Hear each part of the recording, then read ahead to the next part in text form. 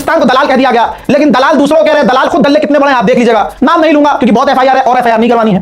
ठीक, यही पाकिस्तान जिसकी 2 कौड़ी की औकात नहीं है, ईरान और अमेरिका की सबसे बड़ी मीडिएशन इसने करवाई। कहते ना अंगूर खट्टे हैं, जब खुद की औकात ना हो तो दूसरों कहते हैं अंगूर खट्टे हैं। ऐसे ही बनना खुद तो दलाल था, लेकिन पट्टी में खुद भाग गए और उसके बाद अमेरिका की गुलामी की, अमेरिका खुश करने की कोशिश की। फिर उसके बाद जब ईरान जीत गया और ईरान ने पूछ लिया कि खामनाई के फ्यूनरल में आएंगे, तो भाई औंधे मुंह पहुंच गए, मत भेजते। मैं ईरान से भी कह रहा हूं भाई, उल्टे दिमाग हो तुम। भारतीय गवर्नमेंट ऑफिशियल को इनवाइट करना ही नहीं था, क्यों किया आपने भाई? चलो कर लिया भाई, आपकी विदेश नीति है और ये इनकी विदेश नीति है कि इन्होंने खामनाई की शहादत पर मोदी ने शोक भी व्यक्त नहीं किया, दुख भी नहीं जताया। पाकिस्तान ने अमेरिका और ईरान की मध्यस्थता करवा दी। भारत के हिंदू गुलामों ने, मोदी के गुलामों ने और गोदी मीडिया ने कह दिया कि भाई ये तो दलाल है पाकिस्तान। ठीक है, लेकिन पूरी दुनिया से इज्जत किसे मिली? पाकिस्तान को। अब रॉयटर्स की रिपोर्ट के मुताबिक पाकिस्तान अब लीबिया के अंदर भी यूनिटी लेके आने की तैयारी में है। लीबिया की सरकार और जो राइवल्स हैं, जो दूसरे लोग हैं, दूसरे संगठन हैं, लीबिया भी बिल्कुल सीरिया की तरह है। अब वहां पाकिस्तान मीडिएशन कर रहा है और करवा रहा है मीडिएशन कि भाई दोनों गुटों के बीच कई सारे ग्रुप हैं और वो सरकार के खिलाफ हैं, तो दोनों जितने भी ग्रुप हैं, पक्ष विपक्ष, सबकी ये लड़ाई और मतभेद खत्म हो और गवर्नमेंट बने और वहां पर ये जो उछल कूद हो रही है और वहां जो अनस्टेबिलिटी है वो खत्म हो। उधर चीन ने कल परमाणु मिसाइल का सफल परीक्षण कर लिया और इस मिसाइल के जद में पूरा अमेरिका और पूरा भारत है। लेकिन इस टेस्ट के बाद जिस चाइना की मिसाइल, परमाणु मिसाइल की रेंज में भारत भी और अमेरिका भी और आसपास के सारे देश हैं, सबने आलोचना की है। अमेरिका ने भी आलोचना की है, लेकिन डरपोक मोदी सरकार के मुंह से मुंह भी नहीं निकला है। हाँ, नहीं निकला है, जबकि चाइना की मिसाइल की रेंज में हमारा प्यारा भारत भी है, लेकिन डरपोक ने चीन के खिलाफ चूं भी नहीं की है। सवाल करोगे तो हिंदू मुसलमान करवा देगा, सवाल करोगे तो पत्रकार जेल में पहुंच जाएगा, सवाल करोगे तो पत्रकार को मारकर दफना दिया जाएगा जमीन के नीचे। क्या समझे? मोदी सरकार है जी। आप देखिए कि अमेरिका चाइना की आलोचना भी कर रहा है, मोदी की हिम्मत नहीं है कि चीन को छू कर दे, लेकिन अमेरिका आलोचना चीन की कर रहा है। फिर चाइना के राष्ट्रपति शी जिनपिंग को सितंबर में अमेरिका भी बुला रहा है। कहा जाता है मोदी माइक से झूठ बोलते हैं और पूरी दुनिया में टंका बजा, ऑस्ट्रेलिया में बज रहा है कि नहीं बज रहा है, लंदन में बज रहा है भाई, बहुत बढ़िया। हज़ात ऑस्ट्रेलिया और फिजी ने डिफेंस एग्रीमेंट कर लिया है कि अगर ऑस्ट्रेलिया पर हमला हुआ तो फिजी मानेगा हम पर हमला हुआ, फिजी पर हमला हुआ तो ऑस्ट्रेलिया मानेगा हम पर हमला हुआ। हज़ात अभी कतर गया था हमारा वाला विदेश मंत्री, अब वो तस्वीर देखिए।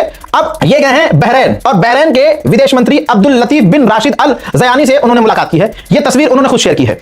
ये जो मक्कार हिंदू हैं मोदी वाले, उनकी औकात क्यों नहीं है कि मोदी सरकार से कहें कि भैया मुल्लों के देश काहे जा रहे हो, मुल्लों से हाथ क्यों मिला रहे हो भाई? मोदी सरकार किस तरह से हिंदुओं को भड़काती है, या यूं कहिए कि हिंदू आज के कितने अंधे और दोगले हैं मुसलमानों की नफरत में कि इनकी सरकार अरबों में जाकर अरबों से हाथ मिला रही है ताकि भीख में इनको तेल मिल सके। ये बाइकआउट करते हैं मुसलमानों का कि मुसलमानों से ये नहीं लेना वो नहीं लेना, और इनको तेल मुसलमान देश से चाहिए, अमेरिका से लो जाके।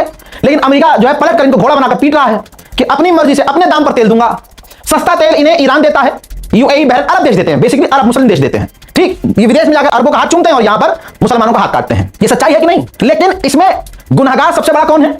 एक बात छोड़ के जा रहा हूं, जहन में डाल लीजिएगा। ये जितने अरब देश हैं, भारत के मुसलमानों को ये मुसलमान नहीं मानते। ये अपने आप को दुनिया का सबसे आला मुसलमान और बेहतर मुसलमान मानते हैं कि हम ही मुसलमान हैं। ये सफेद झब्बे वाले अपने आप को ही मुसलमान मानते हैं।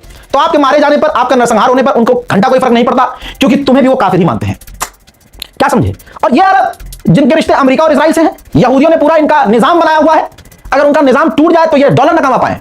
आपको लगता है कि इनको फर्क पड़ता है कि हिंदुस्तान में मुसलमानों के साथ क्या हो रहा है? ये इतने बेगैरत हैं कि हमारे मुल्क में मोदी सरकार से जुड़े हुए हिंदू संगठन और मोदी सरकार के नेता और मोदी सरकार के जो लीडर्स हैं, जो इनसे बीजेपी से जुड़े हुए हैं, वो तक पैगंबर इस्लाम के खिलाफ आपत्तिजनक टिप्पणी करते हैं, लेकिन अरब कुछ नहीं बोलता। अब आप कहेंगे भाई अरब तक बात पहुंचाए कौन? हम तो नहीं पहुंचा सकते। बेशक आपकी बात सही है, यहां पर काम आने चाहिए हमारे उलमाए दीन, हमारे आलिम दीन, ये जामा मस्जिद के पेश इमाम, ये शिया उलमा बोर्ड, ये सुन्नी लॉ पर्सनल बोर्ड, ये जो भी है संगठन, बड़े बड़े संगठन, क्या इनका ताल्लुक अरब देशों से नहीं है? अरब के टॉप लीडरों से है भाई। ये वहां जाते हैं, वीवीआईपी ट्रीटमेंट मिलता है उलमाए दीन, और वहां से जो है इनके मदरसे मस्जिद के लिए मेंटेनेंस का पूरा चंदा भी मिलता है। सरकार के द्वारा ही होता है सब कुछ, इलीगल कुछ नहीं होता है, सरकार को भी पता होता है। तो क्या इन आलिम दीन की जिम्मेदारी नहीं है कि अरब लीडरों से ये कहें कि जनाब इस पर ध्यान दीजिए, यह हमारे मुल्क में मुसलमानों के साथ हो रहा है, हमने अपने मुल्क के आईन पर यकीन रखा है और हमने कंप्लेन की है, ये किया है वो किया है, हमने कोर्ट का दरवाजा खटखटाया है, आपसे रिश्ते मोदी सरकार के अच्छे हैं, क्या आप हमारी थोड़ी इसमें मदद कर सकते हैं? क्योंकि हुजूर पाक सल्लल्लाहु अलैहि वसल्लम सिर्फ हमारे थोड़ी हो, तो आपके भी हैं।